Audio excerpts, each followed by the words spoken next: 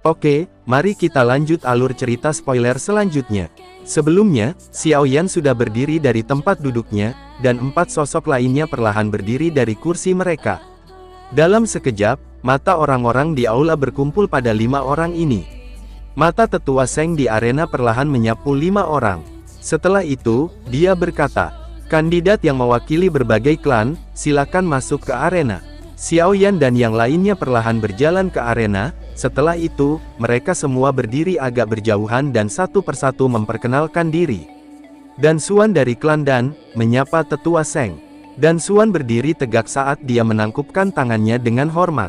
Cao Xiu dari klan Cao, Bai Ying dari klan Bai, Ciu Ci dari klan Ciu. Mereka semua menangkupkan tangan ke arah tetua Seng. Xiao Yan, perwakilan dari klan Ye, menyapa tetua Seng. Xiao Yan ya, nama ini cukup sering didengar baru-baru ini. Tetua Seng membelai janggutnya dan tertawa, kemudian dia mundur selangkah dan melepaskan benda yang ditutupi oleh kain hitam di belakangnya. Segera, itu memperlihatkan sebuah tablet batu seperti kristal. Tes ini dibagi menjadi 3 bagian. Bagian pertama ini adalah tes spiritual. Selama nilai spiritual seseorang mencapai di atas 400, dia akan lulus. Rekor tertinggi selama tes ini dipegang oleh Cao Ying dengan angka 976. Belum ada yang mampu merusaknya sampai sekarang. Karena kalian semua sudah tahu aturannya, mari kita mulai. Siapa yang akan duluan? Ciu Ci, dari klan Ciu akhirnya memimpin untuk melangkah maju. Setelah itu, tangannya menyentuh tablet batu dengan lembut. Kedua matanya tertutup saat kekuatan spiritualnya bergerak di sepanjang tangannya dan melonjak ke dalam kristal batu.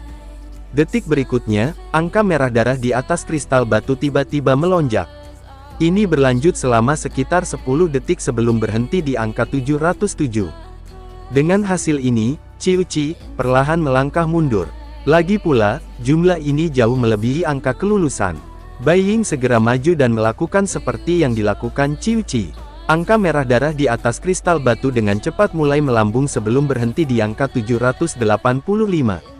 Selanjutnya, giliran Cao Xiu berjalan ke depan dan perlahan-lahan mendekati kristal batu. Dia juga melakukan hal sama seperti sebelumnya. Angka merah darah di atas kristal batu dengan cepat mulai naik dan akhirnya berhenti di angka 846. Kalian berdua, giliran kalian. Cao Xiu perlahan melangkah mundur dan berbicara setelah mengalihkan tatapannya pada Dan Xuan dan Xiao Yan. Dan Xuan sedikit mengangguk, dia memberi Xiao Yan senyum hangat samar sebelum perlahan melangkah maju ke depan kristal batu. Setelah melakukan tindakan yang sama, angka merah darah di atas kristal batu langsung melambung tinggi dan akhirnya berhenti di angka 903. Seluruh aula sejenak terdiam, sebelum tatapan semua orang berhenti pada Xiao Yan. Ini adalah kesempatan terakhir untuk klan Ye. Jika jumlah terakhir Xiao Yan gagal melampaui Bai Ying di angka 785, kemungkinan klan Ye akan selesai. Xiao Yan perlahan menarik nafas di bawah fokus semua mata yang hadir, sebelum perlahan melangkah maju. Setelah itu, tangannya dengan lembut menekan kristal batu. Matanya perlahan tertutup saat kekuatan spiritualnya meledak seperti badai sebelum akhirnya menghilang. Ketika dia membuka matanya, angka darah merah di atas kristal batu langsung meroket dan berhenti di angka 1395. Jumlah ini lebih besar 300 poin lebih, dari catatan yang telah dibuat oleh Cao Ying waktu itu. Sementara itu, mata Cao Ying juga kaget ketika dia melihat angka merah darah. Matanya langsung mendarat pada Xiao Yan dengan beberapa minat. Menarik, wilayah dataran tengah ini memang memiliki banyak talenta tersembunyi. Di sisi lain, Cao Dan, yang berada di belakangnya, juga tertegun. Rasa cemburu tak terelakkan melintas di matanya ketika dia mendengar kekaguman dan penghargaan tinggi yang disarankan dalam nada Cao Ying. Xiao Yan, yang telah diejeknya beberapa kali, telah mencapai tahap ini di depannya. Ini adalah pukulan yang membuatnya merasa sangat mengerikan. Di kursi klan Ye, Ye Zong dan Xin Lan, yang memiliki hati tegang, akhirnya menghela nafas lega. Mereka berdua sepertinya telah terbebas dari beban besar. Klan Ye telah diselamatkan. Tangan gembira Ye Zong sedikit gemetar ketika dia bergumam. Tidak buruk, tidak buruk. Tetua Seng membelai janggutnya dan tertawa. Dia terlihat sangat bersemangat. Jika dia melaporkan masalah ini ke atas, itu mungkin akan menimbulkan keributan besar. Tes spiritual berakhir di sini. Peringkat pertama secara alami milik Xiao Yan, yang mewakili klan Ye. Tetua Seng tersenyum pada Xiao Yan saat dia berkata. Xiao Yan juga tersenyum menanggapi keramahan Tetua Seng. Dia akhirnya mundur 2 langkah. Tes selanjutnya disebut kontrol spiritual. Tetua Seng tersenyum saat dia melihat para peserta. Setelah itu, dia mengeluarkan manik logam hitam gelap dari cincin penyimpanannya. Ini disebut manik penguji spiritual. Jika benda ini dipegang dengan tangan, itu akan tampak sangat ringan. Namun, itu akan tampak sangat berat bagi spiritual seseorang. Saat tes kontrol spiritual dimulai, banyak manik-manik penguji spiritual ini akan menyebar turun dari langit-langit. Kalian diminta untuk tidak menggunakan douqi. Sebaliknya, kalian akan menggunakan kekuatan spiritual untuk mendukung mereka. Bagi yang mengambil paling banyak manik-manik, akan menjadi pemenang. Rekor tes ini masih dipegang Cao Ying dengan mengambil 89 manik. Bagaimana? Apakah kalian sudah siap? Tetua Seng tersenyum setelah melihat mereka berlima mengangguk. Dia kemudian melemparkan manik logam hitam ke atas, segera manik-manik mengalir turun dari langit seperti badai. Wush, wush, wush. Kelompok Xiao Yan mulai secara refleks menghindari saat manik-manik penguji spiritual datang turun seperti badai. Setelah itu, mereka mempertahankan jarak satu sama lain, kekuatan spiritual yang luas dan kuat mengalir keluar dari antara alis mereka dan mulai mengumpulkan manik-manik. Qiu Qi hanya mengumpulkan 31 manik tergantung di depannya sebelum dia mundur. Bai Ying juga tidak punya pilihan selain mundur setelah mengumpulkan 43 manik di depannya. Cao Xiu juga tidak berdaya mundur segera setelah Qiu Qi dan Bai Ying melakukannya. Ada 56 manik ditangguhkan di depannya. Hanya Xiao Yan dan Dan Xuan yang masih bertahan setelah Cao Xiu mengundurkan diri. Namun, ekspresi Dan Xuan secara bertahap menjadi sedikit merah, nafasnya juga perlahan menjadi lebih kuat. Dia melirik 66 manik yang tergantung di depannya. Xiao Yan tersenyum ketika Dan Xuan secara otomatis mengakui kekalahan. Dia berhenti terus menangkap manik penguji spiritual. Jarinya dengan lembut mengusap banyak manik di depannya dan berputar di sekitar tubuhnya dengan kecepatan tinggi.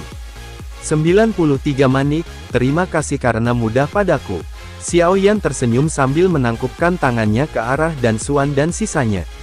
Suara tepuk tangan meriah segera terdengar di dalam aula. Kinerja Xiao Yan selama 2 putaran ini membuat semua orang tahu bahwa klan Ye telah diselamatkan. Tidak buruk, Tetua Seng terus-menerus mengucapkan 2 kata ini. Xiao Yan masih tetap pertama di segmen kedua ini. Tetua Seng di arena membelai jenggotnya saat dia berbicara. Tes terakhir sangat sederhana. Kelima dari kalian akan memasuki lingkaran merah ini, dan menggunakan kekuatan spiritual kalian, untuk bertarung satu sama lain. Orang terakhir yang tersisa di lingkaran merah adalah pemenang. Kelima dari mereka mengangguk. Namun, mereka baru saja akan memasuki lingkaran merah. Tawa yang indah Cao Ying tiba-tiba terdengar di aula. Tetua Seng, klan Cao ingin menempatkan pemain pengganti di tengah jalan. Bolehkah aku tahu apakah kami diizinkan untuk melakukannya? Tenang, aku tidak akan mencoba sesuatu yang lucu. Hanya saja tanganku gatal dan ingin mencobanya. Apa yang kamu katakan? Cao Ying tersenyum sedikit, pertanyaan lembutnya jelas ditujukan pada Xiao Yan. Tetua Seng sedikit mengerutkan kening. Ekspresinya juga sedikit tidak berdaya. Dia tahu, Cao Ying tiba-tiba melakukan sesuatu seperti ini, mungkin untuk mengurangi aura besar Xiao Yan. Dia sejenak merenung sebelum mengalihkan pandangannya pada Xiao Yan. Xiao Yan menatap Cao Ying, yang telah melengkungkan mulutnya. Sesaat kemudian, dia juga sedikit tersenyum saat berkata, karena Nona Cao Ying telah mengatakan seperti ini, aku, Xiao Yan, akan tampak seperti orang tanpa ikatan, jika aku tidak bermain denganmu. Senyum memikat terungkap di wajah Cao Ying, tangannya dengan lembut mengetuk meja, kemudian tubuhnya melayang seperti kupu-kupu, dan dengan lembut mendarat di arena. Tetua Seng perlahan melangkah mundur ketika dia melihat mereka berlima telah bersiap. Dia tiba-tiba melambaikan tangannya dan berbicara dengan suara yang dalam. Tes dimulai. Segera, 5 gelombang kekuatan spiritual yang sangat besar dan kuat, melonjak dari tubuh 5 peserta. Kemudian berubah menjadi 5 piton energi. Setelah itu, mereka mulai meledak di tengah dengan cara yang sangat kacau. Boom! Riak spiritual yang tidak terlihat menyebar dari titik tabrakan, menyebabkan 5 sosok dalam lingkaran merah bergetar.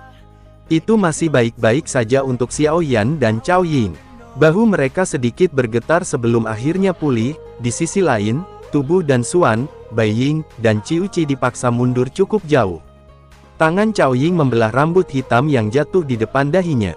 Kemudian tangannya membentuk segel sebelum tiba-tiba mengeras dan berubah menjadi poniks spiritual. Pergi! Jari Cao Ying dengan lembut menekan udara kosong. Pekikan poniks yang jelas tiba-tiba bergema, itu mengepakkan sayapnya dengan liar dan bergegas menuju Xiao Yan. Xiao Yan tiba-tiba membuka matanya yang tertutup. Teriakan dingin keluar dari mulutnya. Hancurkan! Tangan besar ilusi segera terbentuk dan dengan keras menabrak kepala poniks spiritual. Boom! Angin melintasi satu sama lain dan membawa gelombang badai spiritual yang liar dan ganas. Tubuh Xiao Yan, yang duduk di tanah dengan paksa didorong mundur 3 langkah. Di sisi lain, Cao Ying meminjam keuntungan penyerang dan hanya mundur sejauh 2 langkah. Badai tidak hanya menyebabkan Xiao Yan dan Cao Ying mundur kembali, dan Xuan dan 2 lainnya didorong mundur beberapa meter sekali lagi. Segera, mereka tertawa pahit. Dan Xuan dan Ciuci berdiri, menangkupkan tangan mereka ke arah tetua Seng, sebelum meninggalkan area lingkaran merah. Sementara Bai Ying, dengan erat mengatupkan giginya setelah 2 orang ini menyerah. Dia melihat Xiao Yan, yang hanya fokus pada Cao Ying. Ekspresi gelap dan garang melintas di matanya. Segel di tangannya tiba-tiba berubah. Kekuatan spiritualnya meletus tanpa ditahan. Kemudian berubah menjadi piton besar tak terlihat. Ini membawa aura tajam dan ganas saat bergegas menuju Xiao Yan. Kamu tidak tahu batasmu. Xiao Yan merajut alisnya setelah merasakan serangan mendadak Bai Ying. Matanya langsung menjadi sedingin es. Melambaikan lengan bajunya, pilar spiritual yang tak tertandingi menembak dan bertabrakan dengan ular piton. Boom! Piton spiritual yang tampak galak dan ganas segera hancur. Wajah Bai Ying cepat memucat dan mulutnya penuh darah segar. Tubuhnya seperti layang-layang yang talinya putus saat dia terbang keluar. Akhirnya, dengan keras menabrak tanah. Xiao Yan bahkan tidak mengedipkan matanya setelah secara acak mengalahkan Bai Ying. Matanya terfokus pada Cao Ying, yang menampilkan senyum mempesona. Saat ini hanya ada kita berdua. Jangan menunda lagi. Selama kamu dapat menerima 3 tapak spiritualku, aku akan mundur. Tentu saja, jika kamu mundur sekarang, kamu masih bisa mempertahankan posisi keduamu. Klan Ye masih bisa diselamatkan. Oleh karena itu, apakah kamu akan menerima seranganku atau kamu akan mundur? Cao Ying tersenyum manis. Kecantikannya menyebabkan banyak hati berdenyut. Xiao Yan sejenak menatap Cao Ying, dia secara alami tahu bahwa klan Ye akan berhasil mempertahankan tempatnya di 5 klan besar jika dia mundur sekarang. Namun, jika dia mundur, dia akan berakhir lemah.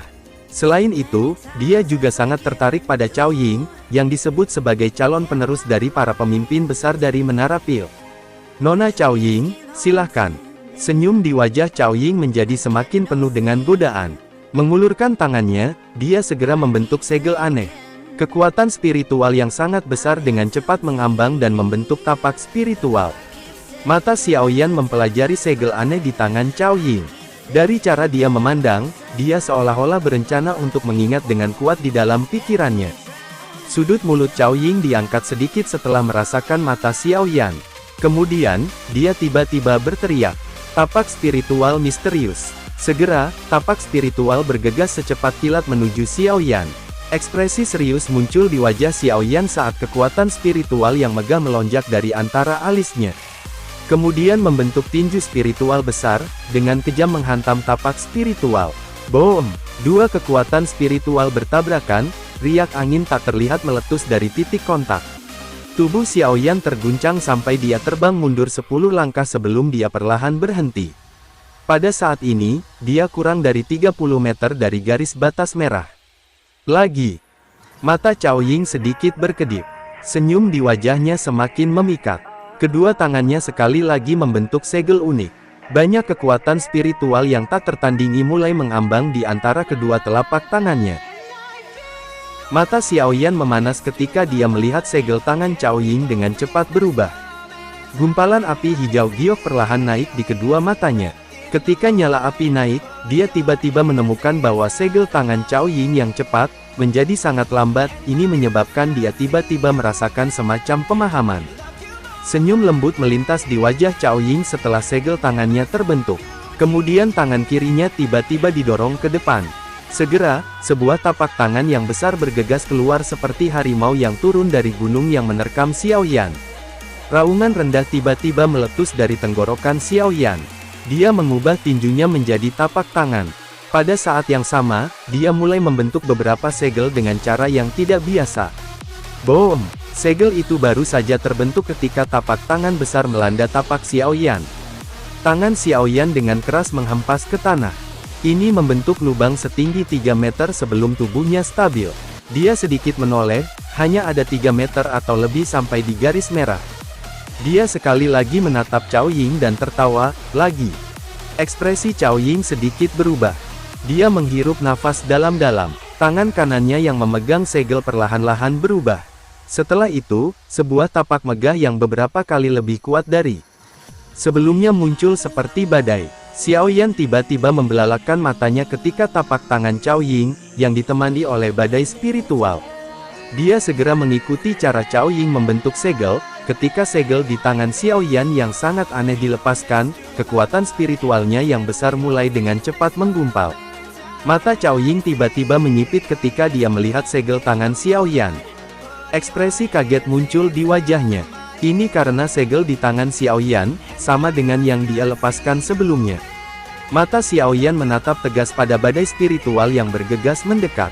Sesaat kemudian, segel tangannya yang berubah tiba-tiba berhenti. Seruan rendah meledak dari tenggorokannya. Setelah itu, tapak tangannya yang misterius didorong ke depan. Boom!